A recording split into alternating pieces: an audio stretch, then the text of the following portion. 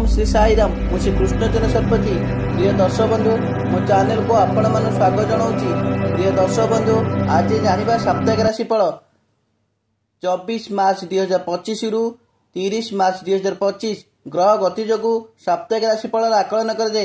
ग्रह मानकर गतिविधि हेतु आसंत सप्ताह किछि राशि पई अत्यंत शुभ होबाक जाउथिया बेले अन्य राशि गुड़िक सावधान हेबा आवश्यक।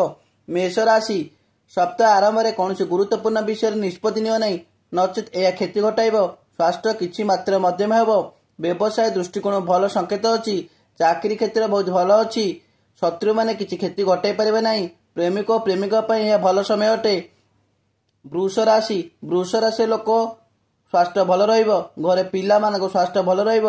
व्यवसाय दृष्टिकोण बहुत भल अछि। आपण पई सप्ताह जमी और संपत्ति गाड़ी किनिबार भल समय। प्रेमर कलहरु दूरे रुहंतु। शेष में शत्रु मानक परास्त करिवे। मिथुन राशि व्यक्ति स्वास्थ्य भल रहिब। व्यवसाय और दृष्टिकोण बहुत भल समय चलछि। व्यय अपेक्षा आयर परिमाण अधिक हेब। घरे सुख समृद्धि घटिब और किछि नूतन द्रव्य आसिब। पिला मानक स्वास्थ्य प्रति ध्यान दियंतु। कौनसी गुरुत्वपूर्ण निष्पत्ति नियो नहीं। कर्कट राशि स्वास्थ्य भल रहिब। व्यवसाय मध्यम धरण चलिब। सप्ताह आरंभ में टंका आसिब। परिवार अभिवृद्धि हेब। आपण प्रेम जनित थिबा समस्या गुड़िक दूर हेब। चाकरी क्षेत्र उपरिष्ठ अधिकारी प्रशंसा पाइबे। माँ बहुमात्रा समर्थन पाइबे। सिंह राशि व्यक्ति मानक पूर्व अपेक्षा स्वास्थ्य भल रहिब। संतान मानक स्वास्थ्य भल रहिब। पाठ पढ़िबा और कॉम्पिटिटिव परीक्षा पे भल समय।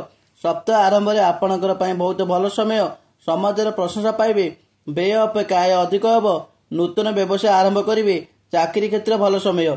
कन्या राशि व्यक्ति स्वास्थ्य उन्नति घटिब। व्यवसाय बहुत भल हेब। नूतन जिनिस क्रय करिवे। सप्ताह आरंभ में अधिक खर्च हेब। आपण ए सप्ताह जमी संपत्ति क्रय करिबा भल समय। कौनसी कथा को जुक्ति कर नाही। पिलांक स्वास्थ्य भल रहिब। तुला राशि व्यक्ति मान स्वास्थ्य भल रहिब। व्यवसाय बहुत भल हेब। धार देइथ टंका आपण फेरस्त पाइबे। भ्रमण जोग अछि। आपणकर ए सप्ताह अधिक टंका खर्च हेब। समाज में तुम प्रशंसा पाइब। चाकरी क्षेत्र उच्च प्रशिक्षित पाइबे। पिलांक स्वास्थ्य प्रति जत्न नियंतु। प्रेम संपर्क सुदृढ़ हेब। बिछा राशि व्यक्ति मानक स्वास्थ्य प्रति ध्यान दियंतु। स्नायु समस्या चर्म समस्या देखा देई पारे। व्यवसाय क्षेत्र मध्यम धरण चलिब। सप्ताह आरंभ में कोर्ट कचेरी विजय लाभ करिवे। सप्ताह आरंभ में व्यवसाय लाभ हेब और टंका आसिब। मानसिक समस्या देखा देब। चाकरी क्षेत्र जगी रखी चलंतु। धनु राशि व्यक्ति माने ए सप्ताह आपण भाग्य बहुत भल अछि। मान सम्मान प्रतिष्ठा पाइबे। स्वास्थ्य भल रहिब। व्यवसाय बहुत लाभ पाइबे। व्यय अपेक्षा आय अधिक हेब। धार देइथ टंका फेरस्त पाइबे। चाकरी क्षेत्र प्रमोशन प्रशंसा पाइबे। घरे सुख समृद्धि मिलिब। प्रेम संपर्क सुदृढ़ हेब। मकर राशि व्यक्ति माने ए सप्ताह आपण स्वास्थ्य बहुत भल रहिब। व्यवसाय बहुत भल समय। सप्ताह आरंभ में आपण टंका खर्च होइजिब और अर्थर अभाव देखा जिव। काम किछि अटकी जिव। गोटिए दिन कि 2 दिन भितर सब समाधान होइजिब। व्यवसाय लाभ पाइबे। कोर्ट कचेरी विजय लाभ करिवे और पिलांक स्वास्थ्य प्रति जत्न नियंतु। कुंभ राशि व्यक्ति माने सप्ताह आपण स्वास्थ्य भल रहिब। व्यवसाय बहुत भल हेब। व्यय अपेक्षा आयर परिमाण बढ़िब। चाकरी क्षेत्र उच्च प्रशंसा पाइबे। धार्मिक कार्य मन बढ़िब। भ्रमण जोग अछि।